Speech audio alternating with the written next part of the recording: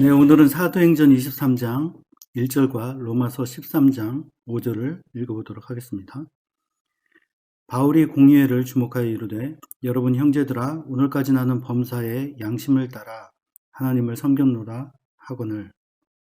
로마서 13장 5절입니다. 그러므로 복종하지 아니할 수 없으니 진노 때문에 할 것이 아니라 양심을 따라 할 것이라. 잠시 기도하겠습니다. 하나님, 오늘도 말씀을 전합니다. 성령 하나님의 지도를 따라 그 가르침을 따라 우리가 깨닫기를 원합니다. 인도하여 주시옵소서. 예수 그리스도의 이름으로 기도합니다. 아멘. 지난 시간에는 중생한 이성과 같이 예수 그리스도를 믿은 이후에 양심이 회복되었다고 생각하는 견해에 대해 논의를 해보았습니다. 오늘은 성경에서 특히나 바울이 양심을 어떻게 생각하였는지를 살펴보려고 합니다. 사도 바울이 사도행전과 로마서에서 양심을 따라 행동하였다고 말합니다. 그것을 근간으로 바울은 양심을 어떻게 이해하였는지 살펴보겠습니다. 지난주 설교에서 설명한 것과 같이 양심은 도덕적 기준, 즉 의의 기준과 많은 변수들에 따라 다르게 작용한다는 것을 알 수 있었습니다. 그리고 상식선에서 그것은 자명해 보입니다. 몇 가지 요소들, 상황, 가치 기준에 따라서도 역시 다르게 작용한다는 것을 알게 되었습니다. 각별히 어떤 사람에게는 양심에 꺼리낌이 되지만 다른 사람에게는 전혀 꺼리낌이 되지 않는다는 것을 통해서 양심이 상대적이고 절대적이지 않다는 것을 명확하게 알 수 있었습니다. 신자들에게도 역시 이러한 양심의 특성대로 작용할 것입니다. 특히 성령 하나님의 내주하심과 가르치심, 그리고 인도하심에 대한 이해 없이 양심이 거듭났다고 말한다거나 이성이 거듭났다고 말하는 것은 학술적 용어 정의에 불과하거나 별 의미 없는 말장난에 불과할 수 있습니다. 기독교 신앙에 별 도움이 안 된다는 말씀입니다. 앞에서도 살펴본 것과 같이 중생의 본질은 성령 하나님의 거하심, 즉 내주하심이 본질이고 또 영생은 성령 하나님의 내주하심으로 오는 자연스러운 결과입니다. 그렇기 때문에 중생한 이성이나 중생한 사람의 어떤 상태는 믿음이라는 단순한 단어적 혹은 철학적 이해에서 비롯되는 것이 아니라 성령 하나님의 내주하심으로 인해 자연스럽게 따라오는 본질적인 사람의 상태의 변화에 그 근본 원인이 있는 것입니다. 누구나 예수 그리스도를 믿습니다라는 말을 할 수 있습니다. 그러나 성령 하나님의 거하심이 순화되지 않는 자의적인 말은 울리는 메아리와 같이 공허한 외침에 불과할 것입니다. 물론 이러한 표현은 신자로서 조심스럽게 표현해야 합니다. 그러나 그 신앙 고백, 주 예수 그리스도를 믿습니다 라는 고백이 진실한 것인지는 신자 자신은 알고 있습니다. 더욱이 성령 하나님이 아들의 영이고 양자의 영이므로 성령 하나님의 내주하심이 있는 신자는 하나님을 아버지로 고백하는 것이 자연스럽게 성립하게 되는 것입니다. 예수 그리스도께서 하나님 아버지께 기도하듯이 성령 하나님께서 우리를 가르쳐 하나님을 아버지라 부르게 하실 것이기 때문입니다. 참 신자라면 누구나 하나님을 아버지로 부르는 것을 즐거워할 것입니다. 이전에 함께 읽었던 로마서 8장 15절을 함께 읽어보겠습니다. 너희는 다시 무서워하는 종의 영을 받지 아니하고 양자의 영을 받았으므로 우리가 아빠 아버지라고 부르짖느니라. 이제 양심에 대해서 살펴보도록 하겠습니다. 바울이 양심을 사도행전과 로마서에서 사용했을 때 단어의 사용법은 약간 다르긴 합니다. 그러나 지난주에 설교에서 말한 것과 같이 감정적인 상태를 말한다거나 추상적인 의미 혹은 막연하게 작용하는 마음의 상태를 말한다고 보기는 어려워 보입니다. 먼저 사도행전 23장 1절을 보겠습니다. 바울이 공의회를 주목하여 이르되 여러분 형제들아 오늘까지 나는 범사의 양심을 따라 하나님을 섬겼노라 하거늘. 이 본문에서 오늘까지는 말 그대로 과거로부터 현재까지 사내들인 공의회에서 변론을 하고 있는 지금까지를 의미합니다.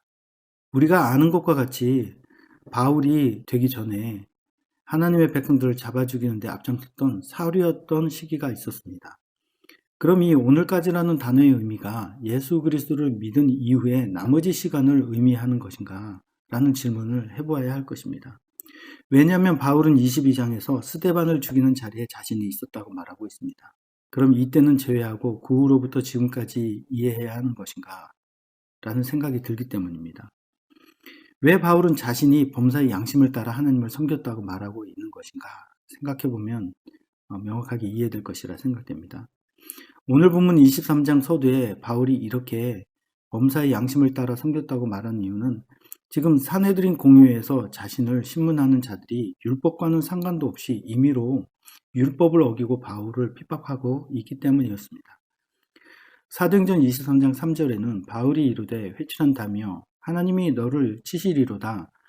내가 나를 율법대로 심판한다고 앉아서 율법을 어기고 나를 치라 하느냐 하니, 여기서 회칠한다며 라고 나와 있는데 이 표현은 예수 그리스도께서도 썼던 표현입니다. 마태복음 23장 27절에 이렇게 말씀하셨습니다.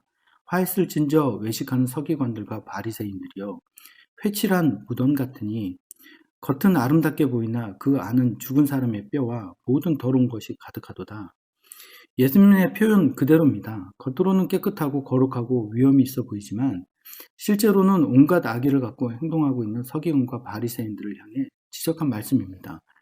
바울도 지금 대제사장 아나니아가 바울을 치려는 목적이 겉으로는 하나님의 율법을 통해 하나님을 바르게 섬기기 위한 것처럼 포장하고 있지만, 사실은 아나니아는 바울을 죽이려는 이유가 하나님을 위해서가 아니라 자기 자신을 위해서이고, 그것도 율법에 근거한 것이 아니라 자신의 기분에 따라 처단하려는 검은 속내를 감추고 있기 때문에 바울이 이렇게 말한 것입니다.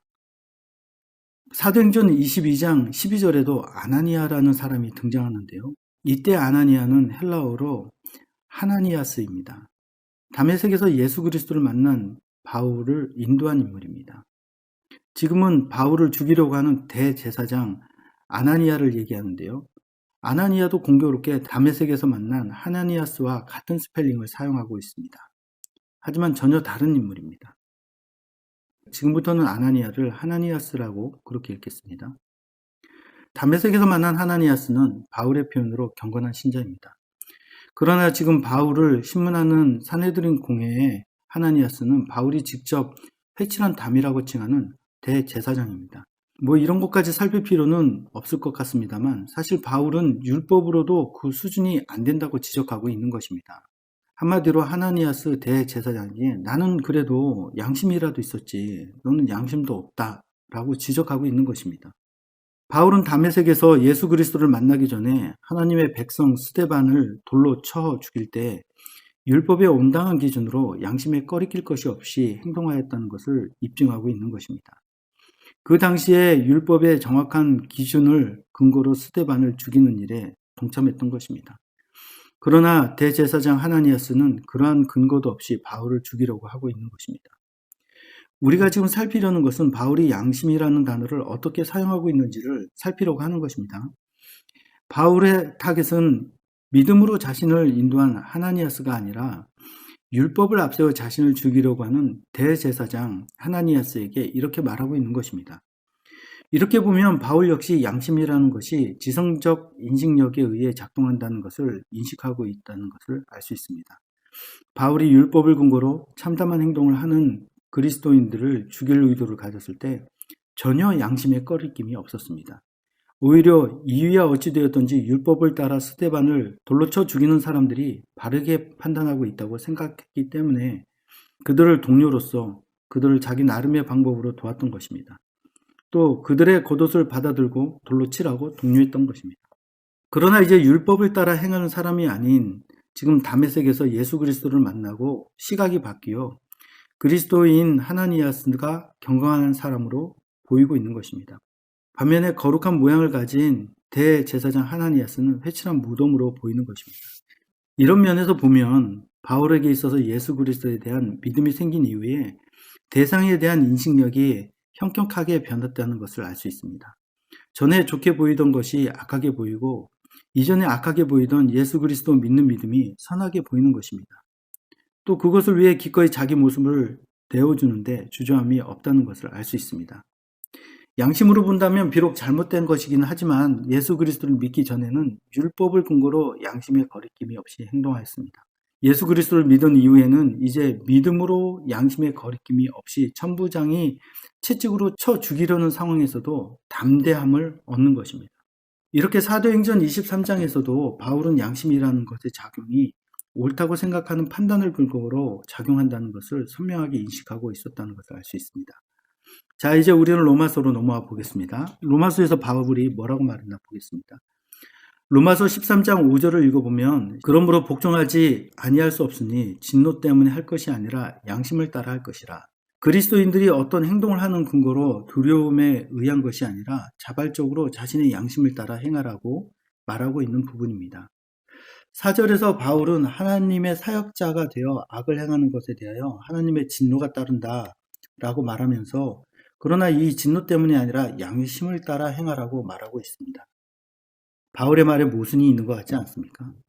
악을 행하는 사역자에게는 하나님의 진노가 있다고 말하였으면 사람이 갖는 것은 진노를 회피히 하고자 하는 입장에서 행동의 방향성을 결정할 텐데 그러나 이 진노를 근거로 하지 말고 각자 자신의 양심을 따라 행동하라고 말을 하니 논리에 맞지 않는 것입니다. 엄포를 놓을 때 그 엄포를 근거로 함부로 행동하지 말라고 하는 것이 일반 논리인데 엄포를 놓고 각자 양심에 따라 행동하라는 것입니다. 문제는 이 양심을 바울이 행동의 양상의 절대적 기준으로 보고 있는가 하는 것입니다. 자, 우리는 이 부분에서 바울이 지금 누구에게 이야기하고 있는지에 대해서 안다면 이 양심이라는 것이 예수 그리스도 믿는 사람들, 즉 성령의 내주하심이 있는 사람들을 염두에 두고 하는 말이라는 것을 알 수 있습니다. 불신자들이 아니라 예수 그리스도를 믿는 하나님의 백성들에게 하는 말입니다. 바울은 마치 그리스도인들의 바른 생활 지침서 같은 이야기를 계속해서 이야기합니다. 한참을 이야기하다가 이런 말을 한마디 합니다. 로마서 14장 23절쯤에 이르러서 의심하고 먹는 자는 정죄되었나니 이는 믿음을 따라 하지 아니하였기 때문이라. 믿음을 따라 하지 아니하는 것은 다 죄니라. 바울 사도는 지금 14장 이후로 줄곧 어떤 그리스도인들의 또 다른 율법으로서 행동 지침 사항을 이야기하는 것 같이 이야기하고 있습니다. 그러다 14장에 이르러 먹는 문제를 한참 이야기합니다. 14장 23절이 먹는 문제에 국한해 믿음의 문제를 이야기하고 있는 것처럼 보입니다. 그러나 사실 이 마지막 바울이 말한 믿음을 따라 하지 아니하는 것이 다 죄니라 라고 한 이 문장은 죄와 관련된 모든 것을 한 문장으로 끝맺는 표현이라고 보아야 합니다. 바울의 진짜 관심사는 바로 이 믿음에 대한 것입니다. 실제로 다음 문장은 믿음과 관련됩니다. 그리고 또 바울은 한참을 진술하다가 15장 13절에 들어서 다시 한번 숨고르기를 합니다. 소망의 하나님이 모든 기쁨과 평강을 믿음 안에서 너희에게 충만하게 하사 성령의 능력으로 소망이 넘치게 하기를 원하노라. 저의 독특한 독법 때문인지 몰라도 바울은 장황한 문장 사이에 이렇게 마치 숨고르기를 하듯이 진술한 내용의 신학적 배경, 즉 무엇을 근거로 하고 있는지 자신의 신학을 드러내는 듯한 문장을 나타낸다는 것입니다. 아마도 제 전공이 조직신학이라서 신학 관련 핵심 문장들이 눈에 들어와서 이렇게 보이는 것이 아닌가 생각이 됩니다. 이러한 굵직한 신학적 정리를 살펴보면 결국 바울은 이 양심과 관련하여 예수 그리스도 믿는 믿음 안에 따른다는 것과 그것은 바로 성령 하나님과 관련된다는 것을 이해하고 있었다는 것을 알 수 있습니다.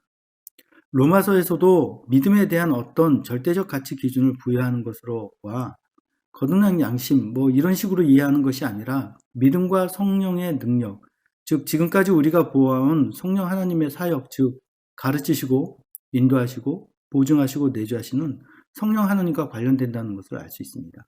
이것을 다르게 말하면 믿음에 따른 양심의 상태라고 말할 수 있을 것입니다. 하지만 이것은 믿음의 상태에 따라 양심의 상태가 달라질 수 있다는 말이 될 수 있습니다. 우리가 지금까지 배운 용어로 정리하면 양심은 성령 하나님의 지도를 받아야 한다는 것입니다. 즉 예수 그리스도께서 우리를 인도하신다는 믿음이 있다면 우리 안에 내주하시는 성령 하나님이 우리의 양심을 바르게 이끈다는 것을 확신할 수 있습니다.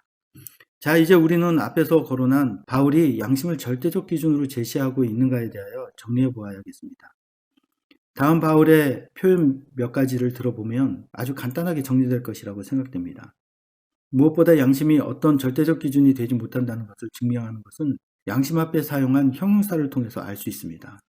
아주 간단하게 양심이 어떻게 작용하는지를 설명할 수 있게 해줍니다. 바울은 양심의 상태가 깨끗하다고 말하므로 양심의 상태가 가변적이라는 것을 인식하고 말한다고 보입니다. 디모데전서 3장 9절에는 깨끗한 양심의 믿음의 비밀을 가진 자라야 할지니 양심이라는 단어 앞에 깨끗하니라는 형용사가 붙어있는 것을 보게 됩니다. 이것은 다시 말해 양심의 상태가 깨끗하거나 더러울 수 있다는 것을 전제하게 됩니다. 실제로 디도서 1장 15절에서는 깨끗한 자들에게는 모든 것이 깨끗하나 더럽고 믿지 아니하는 자들에게는 아무것도 깨끗한 것이 없고 오직 그들의 마음과 양심이 더러운지라. 양심의 상태가 더럽다고 표현하므로 이 양심은 어떤 원인에 의해 깨끗하거나 더러운 상태가 될 수 있다는 것을 알 수 있습니다. 또 바울은 양심의 상태가 그렇게 가변적이라는 것을 이해하고 사용하고 있다는 것을 알 수 있습니다. 그러니까 양심의 상태는 어떤 사고를 하고 있느냐에 의해 결정되는 것입니다. 우리가 지금 양심에 대하여 살피는 것은 하나님의 나라의 통치, 즉 예수 그리스도의 통치 수단에 대하여 살펴보기 위해서 보고 있는 것입니다. 결국에 이렇게 어떤 원인에 의해서 가변적인 양심은 하나님의 나라의 통치 수단이 될 수 없다는 것이 자명해 보입니다. 왜냐하면 우리의 양심은 우리의 죄로 인하여 부패하기 쉽기 때문입니다. 우리는 가변적이고 부패하기 쉬운 양심이 하나님 나라의 통치 수단이 될 수 없다는 사실에 대하여 더 이상 이야기할 필요도 없을 것 같습니다. 앞에서 바울이 죄의 본질이 무엇인지 선명하게 제시한 문장이 있습니다. 믿음을 따라 하지 아니하는 것은 다 죄니라. 그렇습니다. 우리의 양심은 예수 그리스도를 온전히 믿고 있는가의 문제인 것입니다. 우리가 예수 그리스도의 인격과 사역을 믿지 않고 판단하고 행동하는 모든 것이 죄일 것입니다.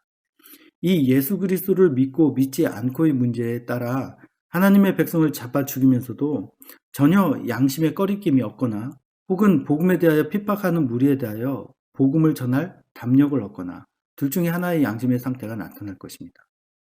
여러분 모두 양심에 따라 신앙생활을 하기를 소망합니다. 그러나 그것은 예수 그리스도의 인격과 그에 따른 사역에 대한 믿음이 있을 때의 이야기입니다. 이것이 없다면 여러분들은 믿음을 다시 점검해 봐야 할 것입니다.